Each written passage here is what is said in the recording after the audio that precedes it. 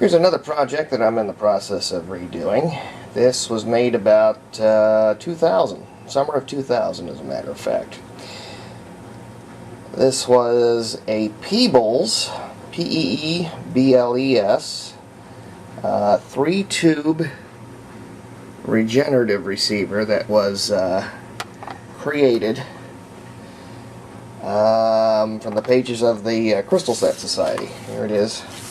I've got 3 dummy tubes in here for right now. I'm nowhere near done with it yet. In the time that I've had this, I've snagged the tuning capacitor, some wires have gotten damaged and such, and I'm going to try to get it back up and running. I've just got a new 365 pico capacitor to go in here. It has a band switch. We'll do shortwave. And then this is your regeneration control, which, well, I got to work on that too. Uses spider web coils. And then also, here's the power supply. Now, originally, these were supposed to be set side by side just like this. Well, this thing just kept getting kicked around. In fact, I had a hell of a time trying to find it. Come to find out, it was in my workshop, covered in about 3 inches of masonite dust. Had a hell of a time getting it cleaned up. So I don't want this thing to get lost again as I'm putting this together. So these are like picture frames, I think, that I'd gotten from Michael's or someplace like that, and I've built everything else. But the idea that I want to do is to make these two together. And the way I'm thinking of doing it is like a double-decker system, like so. Now, to do that double-decker system, I was thinking I was going to need some brass tubing or something like that, just make it kind of look nice. The only thing was I couldn't find brass tubing that was wide enough. So, in a recent trip to Hobby Lobby, found a wind chime. Has 5 of these cylinders.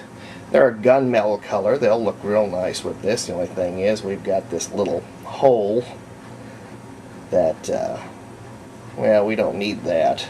So probably what I'm going to do is I'm going to cut these to size that I need. But the one thing that I wanted to do was to be able to plunk these in. This will give you an idea of what the arrangement's going to look like. This will be the battery box. Has 10 9-volts in it. And a couple of D cells, and I'm just putting in one right after the other here. Just dummy this thing in. There. Yeah, hold on. Always have to have the pecker one that won't fit in. But, of course, these are all going to be cut to shape, cut to size. Probably will be, this is the smallest one, so I'm going to go for the largest one. Clean up. This one's just been beaten to hell. I think it's this one, or no, it's that one over there. So probably cut it to where the smallest one out of this group, which is probably going to be that one, nip that off, nip the rest of them to the same size, and then this is going to have 4 holes that are going to correspond, but they won't go all the way through like this one does. These will be glued in, and it will rest on top of this. Now, to make these holes match up with the underside here, I tried to be as careful as I could, but there's a couple of places they just aren't. This is off by about that much. These are very close, so I don't think it's going to stick out like a sore thumb, but it was enough that if I don't transfer this exactly to the other, I'm going to have some problems. So what I did, just took an 8.5 by 11 sheet of paper, put it on top. Let's make it the right way. There we go. And scraped the holes with a pencil. Flipped that around, made sure I had it oriented properly, and then scribbled onto each one, and now I've got everything transferred. So the next thing I'm going to do is to hopefully be able to fit this onto the drill press and do a little cut about, I don't know, about a half an inch away or something like that. I'm not sure how much that is. It looks like about an inch. Put about a half-inch divot into each one of these, and then I should be able to put our bars in. That turned out great. That's exactly what I was looking for. Now the battery compartment rests on top of the radio itself. So now I should be able to put batteries in here, and then I'll be able to control the unit from here. That just turned out great. Wind chimes. Well, I won't do it now because it's covered in wood, but that's just all they are. A pair of $20, just a set of $20 wind chimes from Hobby Lobby. And that made all the difference in the world. So now, on to getting the tuning capacitor repaired. Alright, I have the tuning capacitor. It's just a standard 365 pico. I got this from Antique Electronic Supply off of eBay. The one thing I'm going to do differently this time is I'm putting a reduction drive on here. It's going to fit right here. Now the only problem is the shaft and the hole that's originally in here. In fact, let me take a look and see how this is going to fit.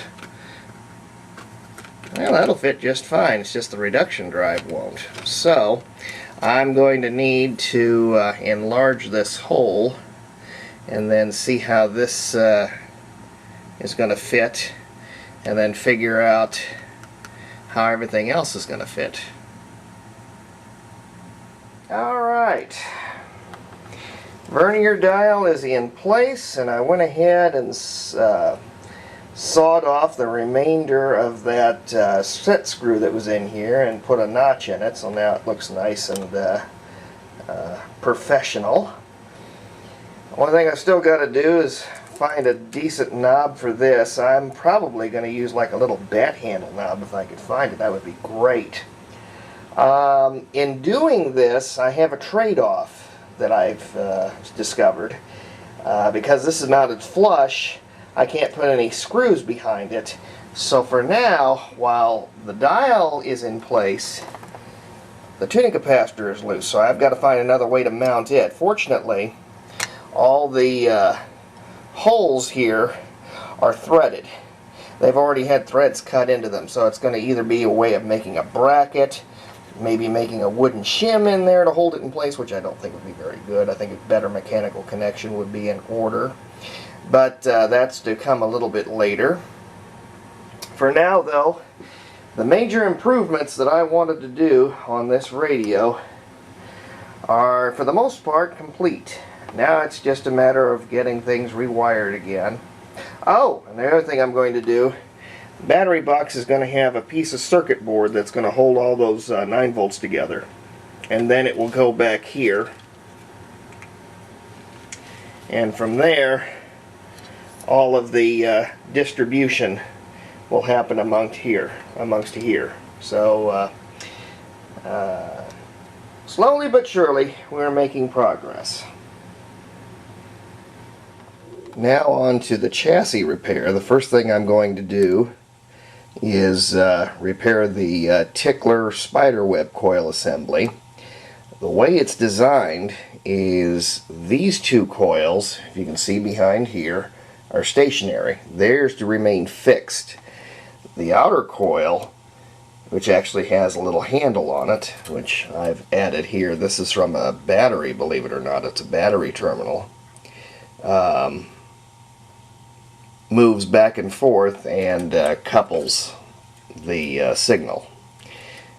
So the problem is these lock nuts have gotten loosened. This was starting to move real bad. So I'm going to get all this tightened up. Then I got to go through the wiring and make sure that it's correct. And I've got our diagram here from the Crystal Set Society. And get this all sorted first. Then I'm going to just make sure that everything is correct along here, and then we'll address the tuning capacitor. fixed a flaw that I'd had. Let me see if I can put some light on the subject. There we go. The way this works, here's the stationary coil. You then have a set screw which holds this into place tightly. Then you have a nylon bushing. And then you're supposed to have a washer and then 2 lock nuts. That will then allow this coil to be free and move. Well, the only problem was this kept dragging the 2 screws over, which in turn would loosen them, which would in turn would loosen this, and the whole thing would start flopping over. Well, I found the solution. Don't know why the hell I didn't think of this before. I've got another washer hidden here, and then I've got that the other washer over here. So now, when I move this, everything moves freely. The screws stay in place, and I've got just enough tension that I'll be able to get the coupling that I need for the tickler coil to make coupling with the rest of the oscillator coils, or whatever you want to call them, the main windings. Well, I thought I was done with the coils, and this goes to the what the hell I was thinking department back in 2000. This is the diagram of the second coil, which you just saw.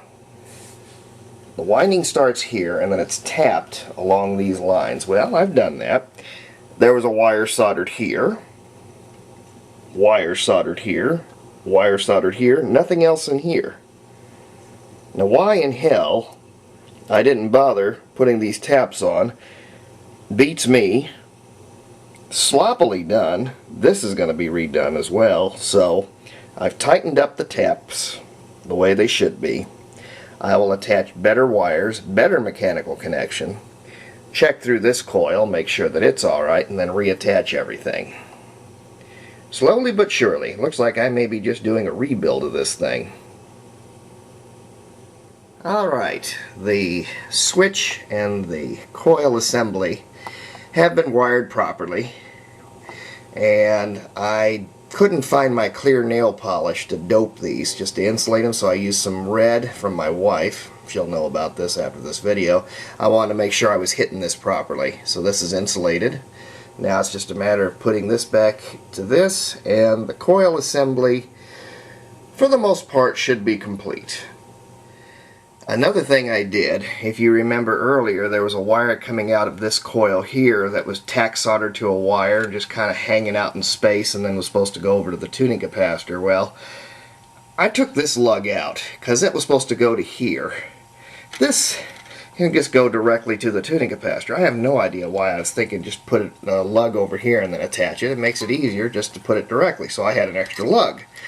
So to make it nice and tidy, I've taken that wire, and put it to here, and then with this insulated wire, this will then go to the tuning capacitor like it's supposed to. Other thing I'm going to do now is just clean a little bit more of this up. I've got the ground all assembled back again like it's supposed to be.